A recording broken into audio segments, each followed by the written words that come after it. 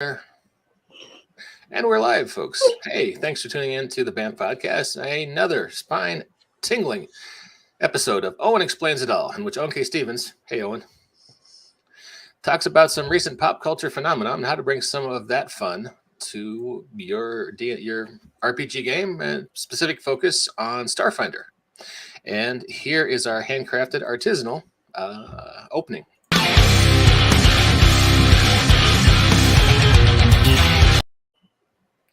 Well, Owen, good to see you again, sir. How are you this fine Tuesday? I'm good. I had a slight technical issue just before I came on. The technical issue being my wife stole my webcam, which, she needed it at the time, Friday, and I've had plenty of time to go grab it and move it back, but just forgot. I understand. This is the way of things. Jacob. This is the way. This is the way. Jacob Blackman is here too. Jacob, how are you today, sir? I am doing all right. All right. Cool.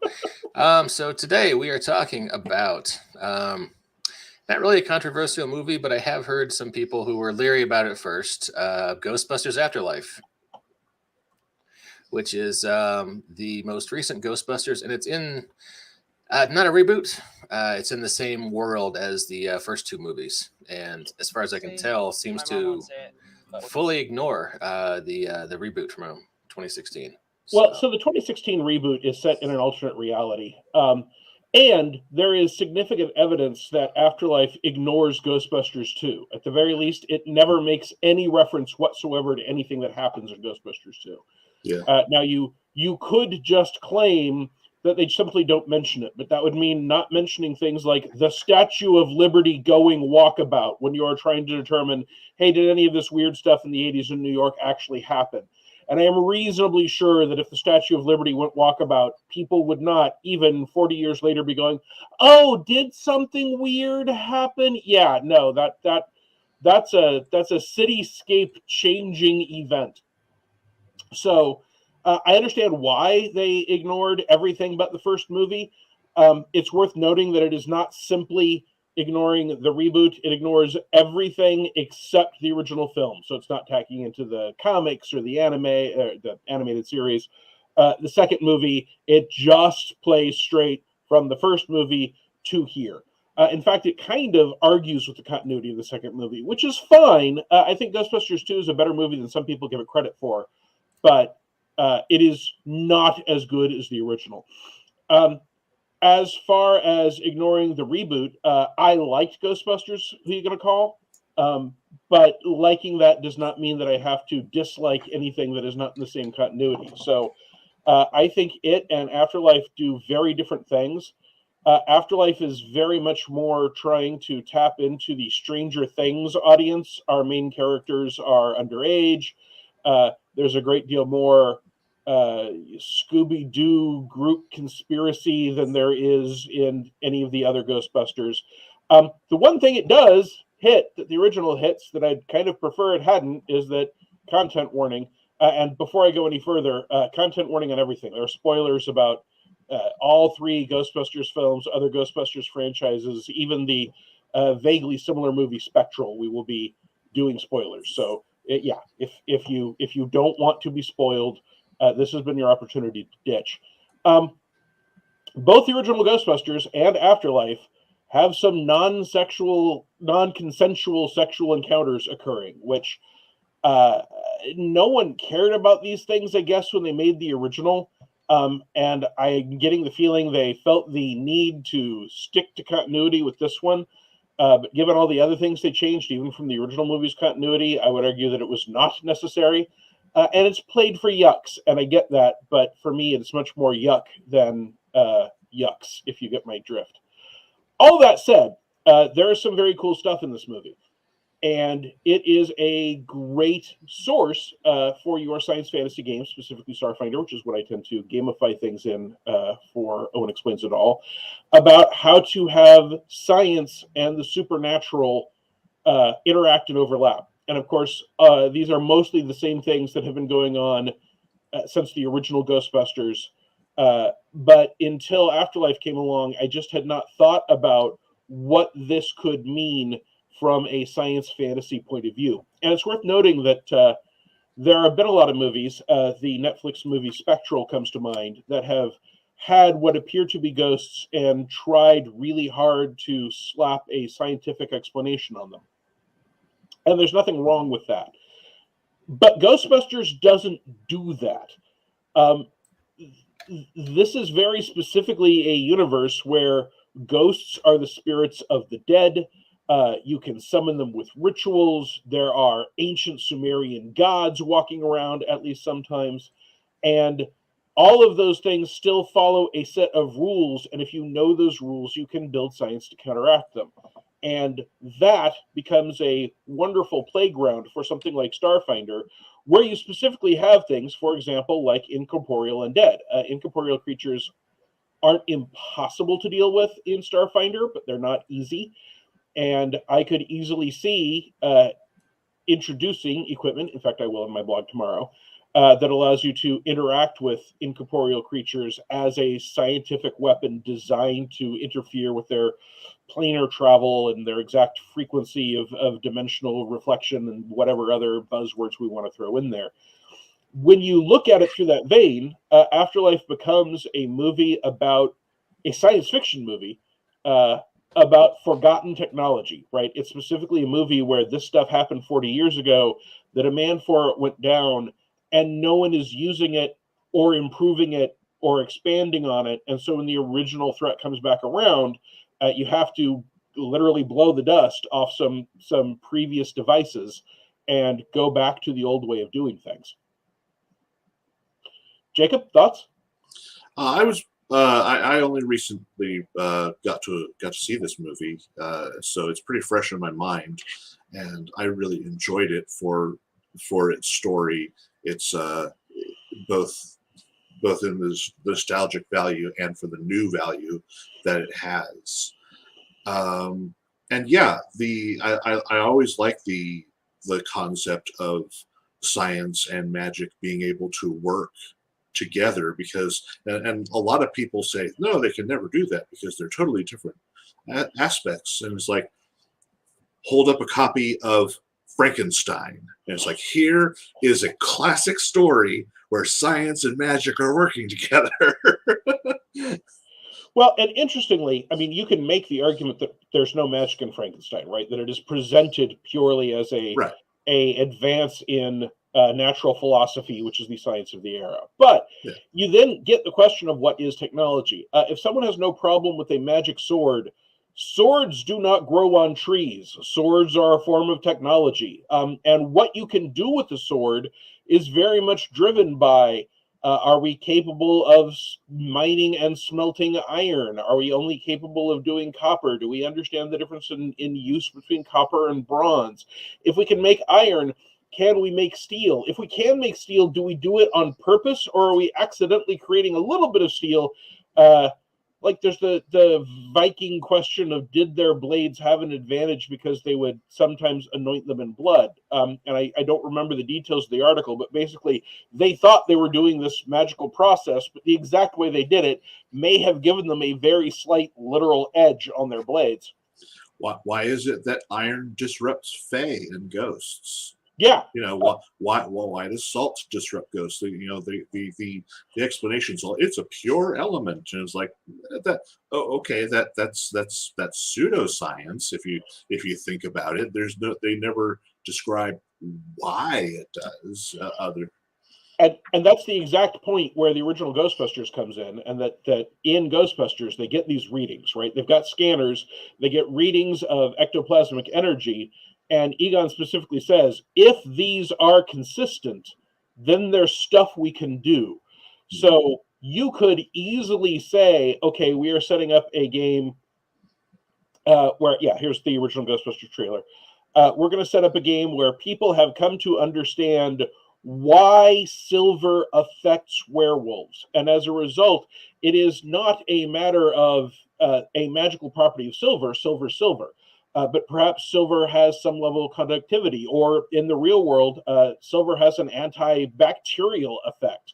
So you might say, hey, we've studied the science of what silver does to these supernatural entities, and now you can set your laser to silver, and it will pulse at an antibacterial frequency that will have the same effect on werewolves as silver, or iron, or salt. You can take all those things and turn them into reproducible scientific effects. Now, of course, go ahead. Oh, I was just gonna, in the context of Starfinder, I keep thinking about there's a haunted space station or there's a haunted space cruiser, and your PCs have to deal with that somehow. But how are you seeing that tie into a sci-fi setting like that? So there are a lot of interesting things you can do with it. One is certainly the haunted house, the movie Escape Horizon, though it is a horror movie. Sorry, Event Horizon. Yeah. Though it's a horror movie, it's a haunted house in space. That's all it is. It is very similar in some ways to the way that hyperspace travel is handled in Warhammer 40K, which is another famous, in this case much older, science fantasy property. So there's a haunted thing and you are equipped to go deal with it is absolutely one possibility. And that has the advantage of the GM being able to say, okay, you all are being hired basically to be exterminators, except that instead of roaches or rats, you're dealing with ghosts. And so you are given the specialized tools needed to do that. If you want to see a more serious take on the science versus incorporeal creatures, rather than Ghostbusters, which have always been this comedy, sci-fi, horror, supernatural mix, which is one of the reasons why I think the first one has always been seen by so many people as superior. And it was lightning striking. It was alchemy. Those elements shouldn't necessarily all work together. And it is very difficult to do something that is in the same universe and good and different, but still feels like it follows the same rules. But if you're doing this in your game, all you have to do is decide what those rules are. So I could easily say one option is to have a specific adventure. That is a great way to have this sort of stuff introduced to a game temporarily. If you want to see a way to do it that is less intentional, less someone hires you to do this, because, I mean, ultimately, most of the things that the Ghostbusters do in the original movie, they are paid workman-like jobs. I mean, they're wearing what look like exterminator outfits. They even make a joke about it in the original movie. But there is the movie Spectral, which is available on Netflix, which has no comedy in it whatsoever. And it tries to take a harder sci-fi approach to a very soft sci-fi topic. But it is another example of how you could handle this sort of issue for a role-playing game, in that the main characters show up in a situation where things are being torn apart by ghosts and nothing they do works. Now in Starfinder, ghosts take half damage from magic and they take half damage from all energy types.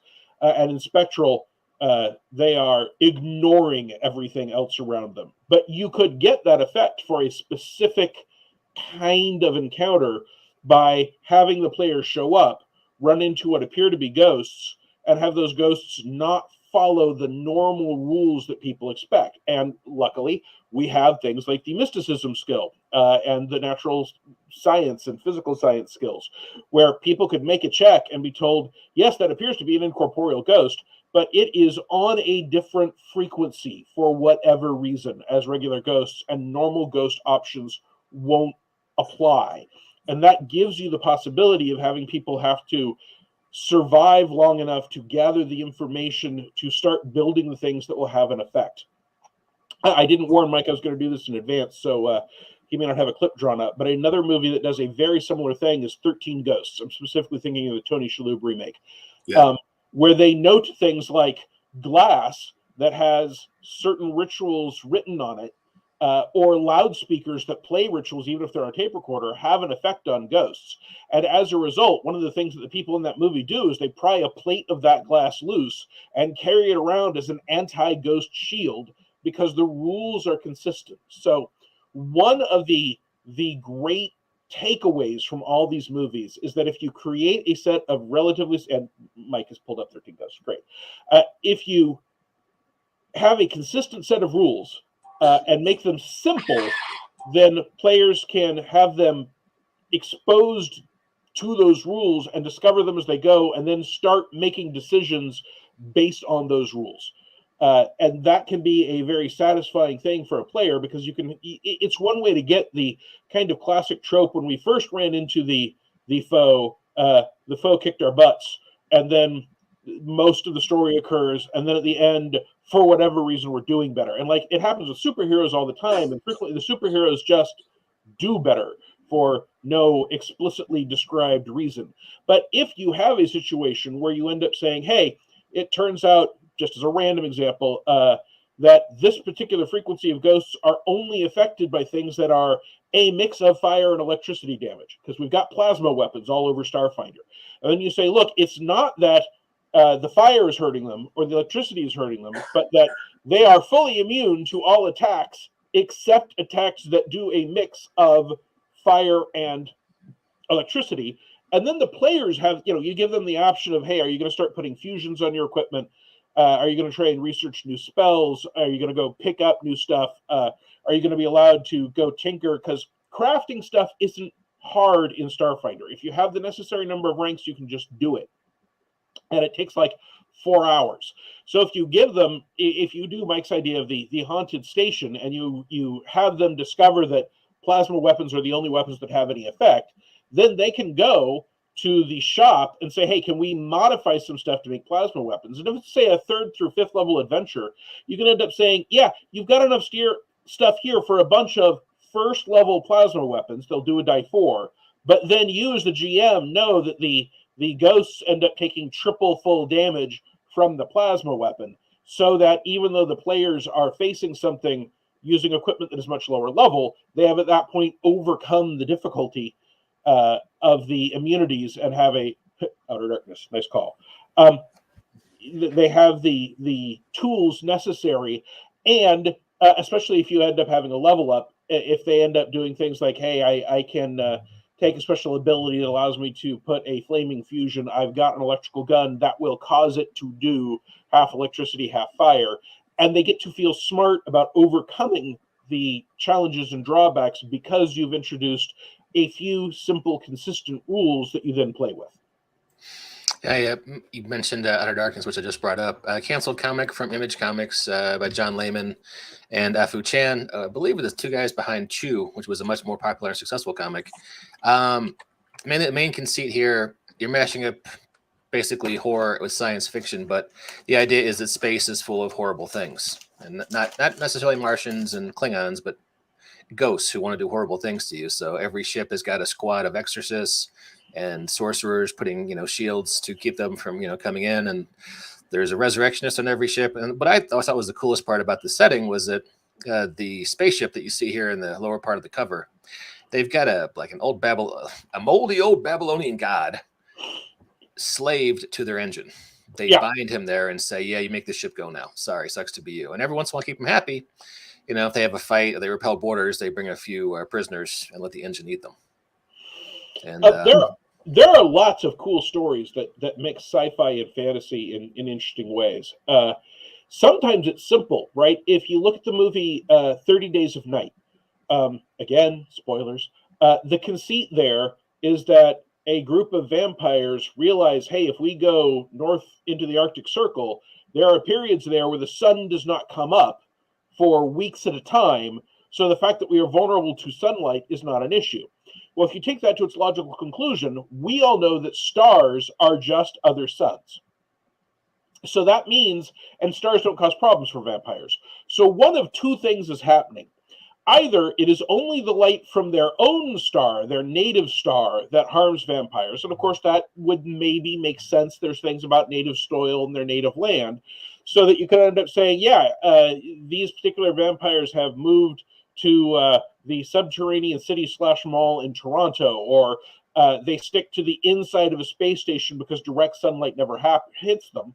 Or you could say any sunlight does it, but once you are a certain distance from the sun, it is no longer intense enough. Once it looks like a pinpoint of light instead of a disk, that happens to be far enough away that it's not an issue. You make your vampires immune to cold, perhaps, and you end up with vampires on Pluto or out in the Oort belt or maybe beyond the Oort belt, the reason that we have not run into other sentient species is that most of the galaxy is overrun by vampires, and it's only our sun. Out of the entire galaxy, our sun is the one sun that has the power to make vampires go pith, and as a result, our solar system is the only vampire-free solar system in the galaxy. That would be terrifying. Well, yeah, and then you can do an entire plot line based simply on that, right? If you guys want to travel beyond this point, you got to find a way to bring the sun with you, because otherwise vampires rule everything. Okay. And if you're going to do sci-fi vampires, go watch the old movie Life Force, which is a terrible movie, and I do not recommend, except for the fact that it's got sci-fi space vampires, and... How do I put this? I was very fond of it when I was 12 and 13. Sure, yeah, that's part of the issue. The main thing for me was it's a very early movie to take a look at vampires as both extraterrestrial entities and actual supernatural dead people. For that matter, I mentioned Jacob Blackman and I were with a group of people that watched Plan 9 from Outer Space some months ago. And as terrible as that movie is, the plot is a viable Starfinder plot, right? Aliens want to soften up an enemy planet, so they bombard it with magic radiation so that the dead come to life. You could do an entire zombie apocalypse planet just by saying, okay, it turns out Greys or Eoxians or whatever have come and awakened all the dead spirits on this world, and now you have to deal with that so you can get to a starport so you can get off, because this is the equivalent of an atomic bombardment, right? It is their equivalent of the ultimate devastating weapon. We turn the entire planet into a giant undead graveyard zone, and that planet is now uninhabitable. Yeah. Yeah, and there are a lot of other movies that deal with something like this. I was just thinking about the Final Fantasy movie Spirits Within, where it's Earth in the future, but the entire planet is populated by alien ghosts who came to the planet on a meteor, but they use science and were able to create force fields to protect cities from these ghosts. But they still send out teams to try to investigate the ghosts, so that way they can try to get rid of them. And one of the things you can do with this, again, is Starfinder conveniently has all these keywords, right? One of them is force. And force effects normally affect, for example, ethereal creatures. So you can, in your game, say, hey, a force effect prevents you from the touch of a ghost. So as long as you've got hit points in your force field, or as long as you've got your mage armor talisman is working. Yeah, exactly. Whatever it is that's giving you a force effect, you're fine and immune. And then if that gets taken down, and then you get the case of, the ghosts might well know this, and you've got the day where some ghost figures out that, hey, we're telekinetic, we can pick up rocks, throw them at someone, drop their force field, then we can touch them. And that allows you to play with that whole horror aspect. Rocks don't do a whole lot of damage, but you can have the encounter where the players are like, okay, we got to cross this map to get to safety. That shouldn't be a big deal. And you're like, okay, well, 100 ghosts pull you all with rocks. You all take 2d4 damage. And they're like, oh, I just took 5 points of damage. I only have 20 hit points in my force field. If it goes down, we're dead. And so you've got the whole race to get into the base with its bigger force field moment. There are lots of things you can do with it. You just have to put yourself in a mindset of saying, okay, yes, it's magic, and magic does not have to make sense from a scientific point of view, right? Like, where's the energy coming from? Where's the waste energy? Is there the conservation of mass, etc.? But a lot of the most popular magic and supernatural legends and stories have rules. And those rules become things that you can manipulate with science, as long as they are consistent. You just put yourself in that mindset as a GM. You come up with a couple of exceptions to how things normally work. You call that a magic property of this creature, which scanners and science and, look at the class features of whatever your players have are able to determine. And then play proceeds from there with just this extra twist of, you guys are going to have to figure out how to deal with this new set of rules. Cool, cool. So I'm guessing on your blog you're going to soon have a accompanying blog post to this show that we'll talk about. On Wednesday, the 2nd, I will have an accompanying blog post, which is going to talk about some of the things we talked about having some options for having ghosts that don't operate like normal ghosts, some rules they can work under, possibly, I haven't finished writing it yet, possibly some discussion of what kind of stories you can tell with them, and then some player options that can be used or accessed by the players once they figure out what's going on to overcome that threat. Yeah. All right. Now, so that you said this won't be somewhere else than OwenKCStephens.com? No, it'll be OwenKCStephens.com. Absolutely. Okay, cool. All right. I thought there was something else there. All right, cool. Are you looking at this as kind of just how to incorporate some ghost hunting into a Starfinder campaign, or maybe a model for a whole ghost hunting campaign?